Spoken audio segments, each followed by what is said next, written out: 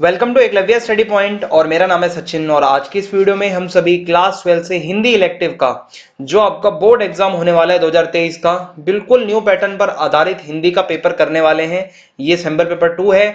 बाकी की वीडियोस अगर आपने नहीं देखी तो आप डिस्क्रिप्शन में जाके प्लेलिस्ट का लिंक देख सकते हैं, वहां पे आपको सारी वीडियोस मिल जाएंगी। ये प्रैक्टिस पेपर्स हैं, अगर आप इनको करके जाते हो तो इससे बाहर शायद ही फिर कुछ आपको आएगा पेपर में, बाकी ज्यादातर चीजें इसमें कवर हो जाएंगी आपकी। ठीक है, तो आइए वीडियो को स्टार्ट करते हैं। आपको बताना चाहूंगा कि अगर आपकी कोई भी क्वेरी हो, आप कुछ पूछना चाहते हैं तो आप मुझे इंस्टाग्राम पे मैसेज कर सकते हैं। मेरा यूजर नेम आप सभी के सामने लिखा हुआ है। एंड प्लस मैं जो आपको इस सैंपल पेपर में से कुछ क्वेश्चंस देता हूं जो कि आपको लिखकर बताना है मुझे। ठीक है, आप कैसा लिख रहे हो वो मैं आपको इंस्टाग्राम पे ही उसका जवाब दे दूंगा कि आप अगर कुछ गलती कर रहे हो तो आप उसको वहीं सुधार लेना। ठीक है, और आगे बढ़ते हैं। अगर आप हमारा टेलीग्राम ग्रुप ज्वाइन करना चाहते हैं तो class 12 ESP new group search मारकर आप हमारे टेलीग्राम से भी जुड़ सकते हैं। और वेबसाइट पे आपको सारे notes free of the cost provide करवा दिए जाते हैं।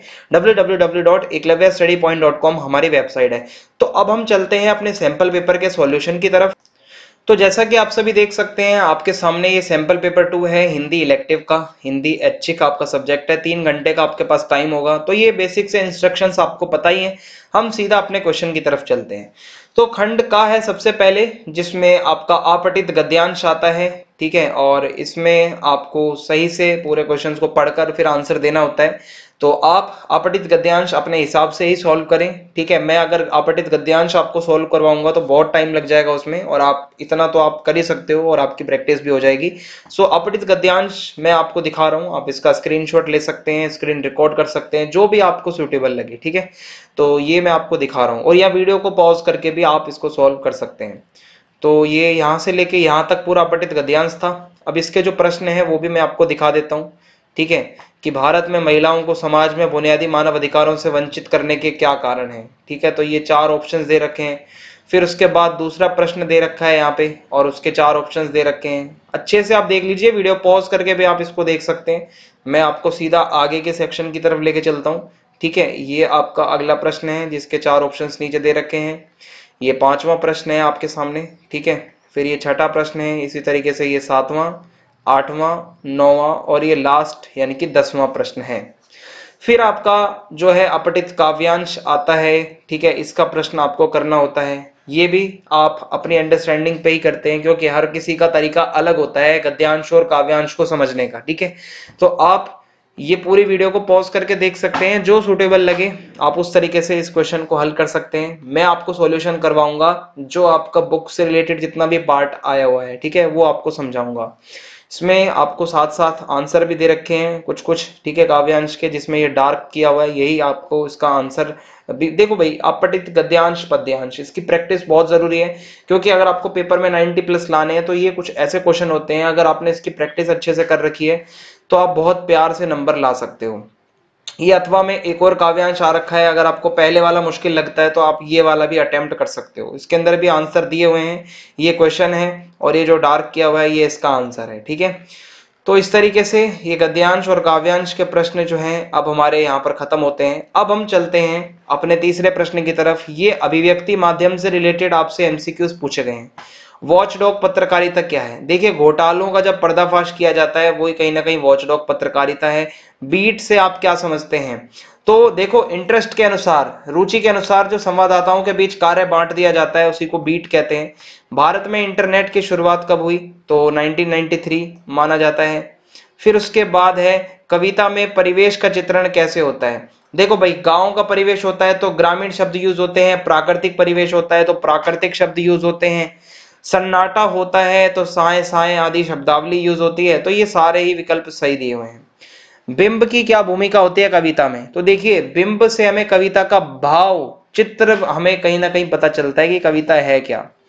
फिर उसके बाद आप अगर यहाँ पे देखें, अगला क्वेश्चन यहाँ पर दे रखा है, निम्नलिखित काव्यांश को ध्यानपूर्वक पढ़कर पूछे गए प्रश्नों का उत्तर दीजिए। तो ये देवसेना का गीत जो है वहां से काव्यांश दिया गया है। ठीक है, ये पूरा आप इसको पढ़ लेने के बाद में पहला क्वेश्चन देखेंगे, अपने हृदय की तीव्र वेदना को कौन स्वर प्रदान कर रही है, यानी कि किसकी वेदना इसमें दिखाई गई है? तो देवसेना के बारे में बात हो रही है। और फिर अगला है, विहाग की तान उठाने वाला कौन है? तो पथिक। ठीक है, पथिक ने विहाग की तान उठाई है। पथिक ने अलसाई सी वाणी में क्या गाया है? विदाई का मधुर गीत गाया है, ये इसका आंसर हो जाएगा। देवसेना की आशा को क्या कहा गया है? तो आशा को बावली कहा गया है इस कविता के अंदर। मेरी आशा आह बावली, इसमें कौन सा अलंकार है? ठीक है, मानवीकरण अलंकार है। आशा का मतलब आशा बावली कैसे हो सकती है? तो ये आ जाएगा। ये काव्यांश किस कविता से लिया गया है? देवसेना का गीत कविता से लिया गया है, आप बता सकते हैं। अब गद्यांश दिया गया है और उससे रिलेटेड कुछ एमसीक्यूज दिए गए हैं। ठीक है, बालक बच गया से ये आया हुआ है, ये गद्यांश जो है इसमें है। पढ़ाई का पुतला किसे कहा गया? तो पढ़ाई का पुतला कहा गया है जो प्रधानाचार्य का बेटा है, जो उसका पुत्र है, उसको कहा गया है पढ़ाई का पुतला। फिर है, पिता और अध्यापक की चिंता का कारण क्या है? कि बालक कौन सी पुस्तक मांगेगा, ये सबसे बड़ी चिंता थी। लेखक ने किस बात पर व्यंग किया है? बाल प्रवृत्ति की गला घुटने पर, यानी कि बच्चों की जो प्रवृत्ति होती है वो उनका गला घुटता जा रहा है। हम बच्चों को बचपन में ही इतना प्रेशर डाल देते हैं पढ़ाई को लेकर कि उनका बचपना मर जाता है, ये बताया जा रहा है। फिर उसके बाद अगला है, वार्षिकोत्सव में बालक द्वारा लड्डू की मांग करने पर कौन निराश हो गया? पिता और अध्यापक, क्योंकि वो तो सोच रहे थे कि ये तो कोई अच्छा आंसर देगा, ये तो बच्चों वाला आंसर दे दिया। बालक द्वारा लड्डू मांगने पर लेखक कैसा अनुभव कर रहा था? ठीक है, लेखक कैसा अनुभव कर रहा था? सुख की सांस। ठीक है भाई, लेखक को लगा कि इसका बचपना अभी भी जिंदा है। यह गद्यांश किस पाठ से लिया गया है? बालक बच गया से लिया गया है। फिर है यहाँ पे अंतराल से कुछ एमसीक्यूज आ रखे हैं। निम्नलिखित प्रश्नों का हमें सही उत्तर देना है, सही विकल्प को चुनकर। सूरदास के लिए पोटली की अहमियत थी क्योंकि पोटली उसकी अभिलाषाओं का आधार थी। जो उसकी अभिलाषाएं थी, जो इच्छाएं वो पूरी करना चाहता था, वो कुछ धन संचय करके बैठा था उसके लिए। सुभागी रात भर कहाँ छिपी रही? मंदिर के आंगन में लगे अमरूद के बाग में, मंदिर के पिछवाड़े अमरूद के बाग में, मंदिर के बाहर अमरूद के बाग में, या कोई नहीं। तो आप इसका आंसर कमेंट बॉक्स में अभी बताते हुए चलेंगे। अगर आपको ये वीडियो दिख रही है तो कमेंट बॉक्स में बताइए, सुभागी रात भर कहाँ छिपी रही। फिर उसके बाद है, हर सिंगार का फूल खिलता है, कहां पर खिलता है हर सिंगार का फूल? ये भी आप मुझे बताएंगे इन चार में से कौन सा ऑप्शन सही होना चाहिए। ये दो क्वेश्चन दिए मैंने आपको। किस सांप को मारा नहीं जाता? तो इसमें आप कह सकते हो डोढ़ा, इसको नहीं मारा जाता। मालवा का जो प्रदेश है वो कैसा है? देखिए, वो पठारी इलाका है, वो उपजाऊ या ऊंचे पहाड़ या रेतीला नहीं, वो पठारी इलाका है मालवा का। अब हमारे वर्णनात्मक प्रश्न यानी कि सेक्शन बी स्टार्ट होता है, जहां पे आपको आंसर लिखने होंगे। तो सबसे पहले आपका रचनात्मक लेखन का जो प्रश्न आता है 5 नंबर का है। ये एक आपको किसी टॉपिक पर लिखना है। भयंकर गर्मी में बच्चों द्वारा भीख मांगना, या मेरी पहली हवाई यात्रा, यदि इंटरनेट अचानक बंद हो जाए। ये 3 टॉपिक आ रखे हैं। इन तीनों में से जो आपको अच्छा लगे उस पर आप लिख सकते हो। फिर 8वां प्रश्न है, किन्हीं 2 प्रश्नों के उत्तर आपको लगभग 60 शब्दों में देने हैं। समय का बंधन जो होता है उसका नाटक में क्या महत्व होता है? सबसे पहले आपसे ये पूछा जा रहा है आपसे। तो आप अगर इसमें देखो, समय का बंधन बहुत जरूरी होता है, क्योंकि सबसे पहला जो अंग होता है नाटक का वो समय का बंधन ही होता है। यानी कि जैसा समय का आप मैनेजमेंट करते हो उसी के अनुसार आपका नाटक चलता है। ठीक है भाई, उसी आपको एक समय सीमा टाइम लिमिट के अंदर अंदर अपना संवाद पूरा करना होता है। नाटक का विषय कोई भी हो, किसी भी टॉपिक पर नाटक चल रहा हो, पास्ट का हो या फ्यूचर का हो, लेकिन जो भी मंच पर दिखाया जाता है वो सब वर्तमान में चलता है। इसीलिए ये बोला जाता है कि भाई हमेशा समय का बहुत ध्यान रखना चाहिए। मैं आपको अगर आपको बताऊं कि कहानी, उपन्यास, कविताओं को पढ़ते समय आप सुनते समय बीच में रुक सकते हो, फिर से वहीं से पढ़ना शुरू कर सकते हो, पर नाटक में ऐसा नहीं हो सकता। नाटक में लगातार सब कुछ चलता है, तो ये समय का बंधन बहुत जरूरी होता है। फिर अगला प्रश्न है हमारा यहाँ पे, कविता में बिंब का क्या महत्व होता है? तो देखिए, बिंब का ये महत्व होता है कि बिंब कविता का भाव होता है। ठीक है, कविता से हमें ये मतलब बिंब से ही पता चलता है कि किस तरीके से हमें कविता को इंद्रियों से अगर पकड़ना है, हमारे मतलब बाहरी संवेदनाएं जो होती हैं, जो मन में जो जो होती हैं, वो सब बिंब के रूप में ही परिवर्तित होती हैं। तो आप कह सकते हो कि भाई बिंब बहुत ही ज्यादा इंपॉर्टेंट होता है कविता की रचना में। फिर उसके बाद अगला प्रश्न है हमारा कि विशेष लेखन किसे कहते हैं? 9वां प्रश्न है, यहां से आपको उत्तर देना है विशेष लेखन किसे कहते हैं, और इसके क्षेत्र में प्रयोग होने वाली भाषा शैली हमें बतानी है। तो विशेष लेखन नॉर्मल समाचारों से हटकर, खबरों से हटकर थोड़ा विज्ञान, खेल, साहित्य वगैरह के बारे में लिखा जाता है, तो ये विशेष लेखन हो जाता है। और इसकी भाषा शैली कोई ऐसी निश्चित नहीं होती, पर माना जाता है कि उल्टा पिरामिड शैली में इसको लिखा जाता है। बाकी जो इसमें कारोबार और व्यापार से रिलेटेड खबरें भी होती हैं, पर्यावरण और मौसम से रिलेटेड खबरें भी होती हैं, खेल से रिलेटेड खबरें भी होती हैं, ये आ जाएगा। टीवी खबरों के कौन कौन से चरण होते हैं? तो देखिए, सबसे पहले ब्रेकिंग न्यूज होती है, उसके बाद ड्राई एंकर होता है, उसके बाद फोन इन, फिर एंकर विजुअल, फिर उसके बाद एंकर बाइट होती है, ठीक है, और उसके बाद लाइव होता है और एंकर पैकेज होता है। तो ये आप इसमें बता देंगे। फिर उसके बाद है देव सेना का जो गीत है उसका प्रतिपाद्य हमें बताना है, ठीक है, देव सेना का गीत जो है उसका प्रतिपाद्य आपको लिखना है। तो भाई देखिए, देव सेना का गीत जयशंकर प्रसाद जी का बहुत फेमस नाटक है, स्कंदगुप्त, वहां से लिया गया है। देव सेना स्कंदगुप्त का प्यार नहीं पा पाती और उसके जीवन के अंतिम क्षणों में भी उसको दुख ही दुख मिलते हैं, क्योंकि हूणों ने हमला कर दिया था मालवा के राजा बंधु वर्मा पर, उसका पूरा परिवार मारा गया, लेकिन उसकी बहन जो थी देवसेना वो किसी तरीके से बच के निकल गई। वो पूरी जिंदगी लुटा देती है अपनी, ठीक है, एक तरीके से कि स्कंदगुप्त को वो पा सके कि वो उससे शादी करेगा, पर ऐसा नहीं होता, क्योंकि स्कंदगुप्त तो मालवा के धन कुबेर की बेटी विजया से बहुत ज्यादा प्यार करता था, विवाह करना चाहता था। तो देवसेना ये सब सुनकर टूट जाती है। तो ये सब आप इसमें बता सकते हो। अब इसके बाद अगला जो प्रश्न दे रखा है वो है आशय स्पष्ट करें। तो इसमें है श्रमित स्वप्न की मधुमाया में, गहन विपिन की तरु छाया में, पथिक उनींदी श्रुति में किसने यह विहाग की तान उठाई।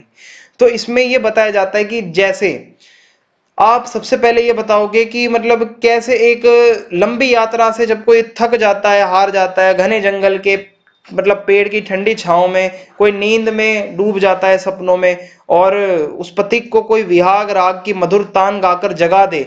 इसी तरीके से देवसेना की जिंदगी में दुख ही दुख था, बहुत ज्यादा परेशानियां थी, और वो एक तरीके से जो स्कंदगुप्त ने उस टाइम पे प्रेम निवेदन किया, जिस टाइम पे देवसेना बहुत थकी आ रही थी, तो एक तरीके से वो उस चीज को बहुत ज्यादा सहन नहीं कर पाई और विचलित हो गई वो एकदम से, भाई कि मतलब ये क्या हुआ है मेरी लाइफ में।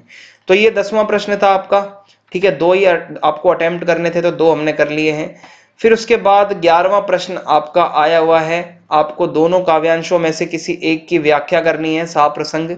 तो आप इसमें अरुण यह मधुमेह देश हमारा जो कार्नेलिया का गीत आया हुआ है वहां से आप इसकी एक्सप्लेनेशन दे सकते हो, कि भाई आप इसका संदर्भ बता सकते हो कि भाई कवि इसके जयशंकर प्रसाद है, कविता कार्नेलिया का गीत है, और प्रसंग में आप ये लिखेंगे कि कैसे सिकंदर के सेनापति सेल्यूकस की जो पुत्री थी, जो बेटी थी कार्नेलिया, वो सिंधु नदी के तट पर बैठकर कैसे भारत की गौरव गाथा का गान करती है और वो प्राकृतिक सुंदरता बताती है भारत की। वो कहती है कि भाई यहाँ पर लोग बहुत अच्छे हैं, दिल के अच्छे हैं, सबसे पहले सभ्यता यहीं पर आई, यहाँ के लोगों का दिल बहुत अच्छा है, प्यार से भरा हुआ है, मिठास से भरा हुआ है, दूर दराज से आने वाले अनजान लोगों को भी यहाँ पर ये लोग आश्रय देते हैं, शरणार्थियों को भी ये लोग आश्रय देते हैं, अपना बना लेते हैं, उनको अपना लेते हैं। और सुबह का टाइम जो होता है वो बहुत सुंदर होता है यहाँ पे, और वो दृश्य बताते हुए कहती हैं कि सूर्य का लाल प्रकाश जब पेड़ों की शाखाओं से छन छन कर चारों ओर फैलता है तो लगता है मानो किसी ने कुमकुम, ठीक है, कुमकुम मंगल कुमकुम कुमकुम जो है वो बिखरा दिया हो या सिंदूर बिखेर दिया हो, ऐसा लगता है। तो ये पूरी वो प्राकृतिक विशेषताएं बताती हैं भारत के बारे में। अथवा में आपका भरत राम का प्रेम से भी आ रखा है, ये भी आप कर सकते हो अगर आपको इसकी एक्सप्लेनेशन आती है। फिर उसके बाद अगला जो है 12वां प्रश्न है हमारे सामने, 3 में से किन्हीं 2 प्रश्नों के उत्तर देने हैं आपको। तो यहाँ पर ये पूछा जा रहा है कि औद्योगिकरण ने पर्यावरण का संकट कैसे पैदा कर दिया है। तो देखिए, बिल्कुल सच बात है, औद्योगिकरण ने पर्यावरण का संकट कर दिया है, क्योंकि हम औद्योगिकरण के नाम पर दबादब प्राकृतिक संसाधनों का दोहन कर रहे हैं, पेड़ काटे जा रहे हैं, जंगल साफ कर रहे हैं, उद्योगों से धुआं निकल रहा है, कचरा निकल रहा है, पर्यावरण प्रदूषित हो रहा है, हर तरीके का प्रदूषण हो रहा है, वायु प्रदूषण, जल प्रदूषण, ठीक है, हमारा हर तरीके से प्रदूषण ही प्रदूषण हो रहा है, ध्वनि प्रदूषण। तो ये सच बात है कि औद्योगिकरण ने पर्यावरण का संकट पैदा कर दिया है। अगला प्रश्न है संवादीय किसे कहते हैं, उसकी प्रमुख विशेषताएं क्या है। तो संवादीय क्या होता है, जो संवाद सुनाता है आपका, आपको अगर अपना मैसेज किसी दूसरे गांव तक पहुंचाना है तो एक समय पर संवादीय हुआ करता था। संदेश वाहक होता है जो बिना किसी लालच के संवाद पहुंचाने का काम करता है। संवादीय की विशेषता ये होती है कि उसको हर शब्द को उस भावना के साथ बताना होता है जैसे उसको संवाद सुनाया गया था। स्वर का ध्यान रखना पड़ता है, उसको बिल्कुल वैसा ही सुनाना पड़ता है जैसा उसको किसी ने बोला था। गांव के लोग समझते हैं कि संवदिया निठल्ला, कामचोर, पेटू आदमी है, औरतों का गुलाम है। ऐसा बहुत गांव वालों ने बहुत गलत गलत धारणा बना रखी है उसके लिए, पर ऐसा बिल्कुल भी नहीं है। वो बहुत ही अच्छा इंसान है। फिर है गद्यांश को पढ़कर इसकी साप्रसंग व्याख्या करिए। तो प्रेम घन की छाया स्मृति से आपका गद्यांश आ रखा है। चौधरी साहब के बारे में बता रखा है, उनके व्यक्तित्व की विशेषताएं हैं।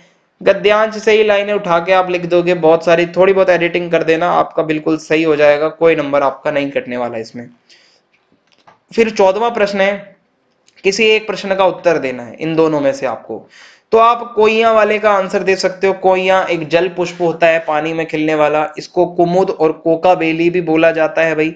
और शरद ऋतु का जब टाइम होता है, सर्दियों का, जहां भी पानी इकट्ठा होता है वहां पर कोइया का फूल उग जाता है। और शरद की चांदनी में कोइया की पत्तियां तथा उजली चांदनी एक सी लगती है, यानी कि बहुत ही चमकदार होता है। और इसकी जो खुशबू होती है ना, वो बहुत अच्छी होती है। तो ये कोइया के बारे में मैंने आपको बता दिया है। इसी के साथ हमारा क्वेश्चन पेपर खत्म होता है। कम से कम समय में मैंने आपको ज्यादा से ज्यादा पेपर करवा दिया है, और जितने क्वेश्चन है भाई सारे इंपॉर्टेंट है। अच्छे से सारे सैंपल पेपर करना। आपको और पेपर चाहिए तो कमेंट बॉक्स में आप लिखो, हम आपके लिए और पेपर बना देंगे। जय हिंद, जय भारत। वीडियो को देखने के लिए आप सभी का धन्यवाद।